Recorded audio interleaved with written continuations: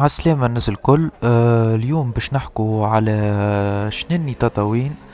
مناش بالطبيعة باش نحكو على ستار وورز، ولا باش نحكو على ال الارشيتكتور اللي تتميز بها من قرى جبلية منحوتة في الجبال، ولكن باش نحكو على جينات تونس وشمال افريقيا عامة، منذ 2500 سنة قبل الميلاد وحتى 1300 سنة من الآن. الكثير لا يعلم اللي رفات شمال افريقية قديمة في اواخر القرن النحاسي وبداية القرن او العصر البرونزي. آه، وتتمثل الرفات في عينتين اثنين لولا اكتشفوها في سردينيا.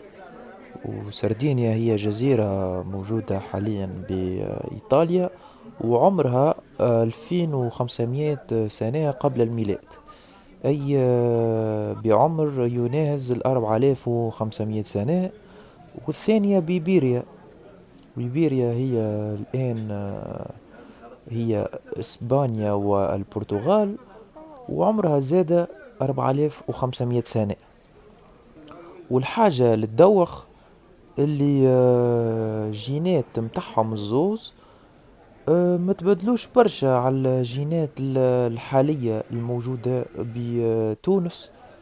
ومن الجينات هذه القريبة لها برشا اللي هي جينات سكان شنني تطاوين بجنوب تونس، وهي منطقة ناطقة باللغة الأمازيغية.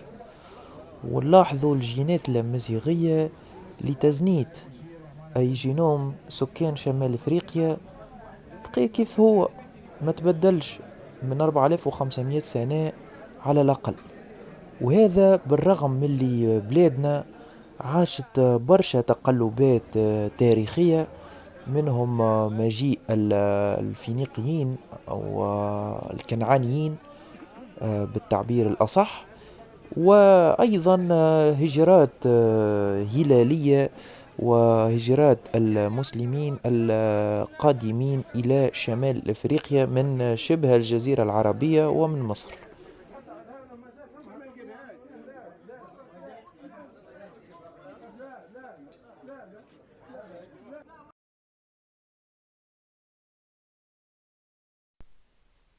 ومع الأسف النتائج هذه ما عطوهاش قيمة اللي تستحقها، ونادرا ما تذكر. أما القومجيين اللي يدعوا العروبة، فنتائج كما هذه هي بمثابة كابوس ليهم، لأن الدليل القاطع أنه لم تحدث أي هجرة من اليمن، وكيف لها أن حدثت وعمر الرفات 2500 سنة قبل الميلاد. ويعتقد أن إفريقش عاش 1200 قبل الميلاد، أي 1300 سنة قبله. وفريقش هذايا يقولوا عليه اللي هو جاء من اليمن إلى تونس وشمال إفريقيا وعمرها بالسكان، وما صار حتى تغيير في جينات التوانسة وجينات الأمازيغ من غير استثناء. ونفس الشيء بالنسبة لنظرية الأصل الفينيقي، حيث يعتقد أصحاب القومجية والخرافات أن شمال إفريقيا كانت فارغة من السكان، مجرد غابات وسافانا مليئة بالحيوانات المتوحشة تستنى في حد من المشرق هكا باش يجيها ومبعد يعمرها.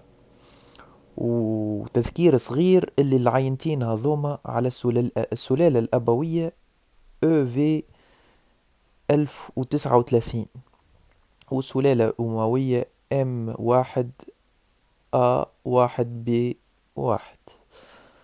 نخلي لكم الرابط متاع هذه الكلها في التعليقات، وإن شاء الله نشوفوكم مرة أخرى.